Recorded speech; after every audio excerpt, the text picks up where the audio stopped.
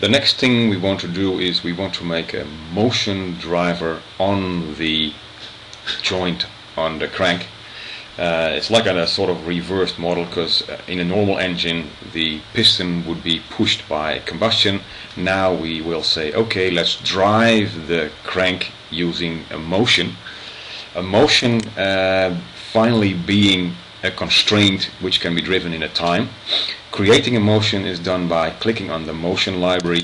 We want to have a rotational motion, which has been selected right now. You can set the value here, but it's much more feasible doing it in the model itself. And then you have to check what Adams is asking from you.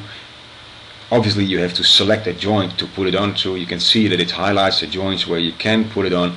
We want to have the motion on this joint one over here, and directly we can see the results of this motion input.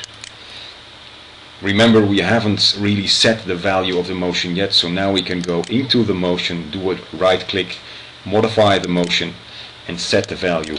We want to have 1 revolution per second, so we set the displacement of the motion equal to 360 degrees times time, meaning after 1 second it has been rotated. The crank will have been rotated once.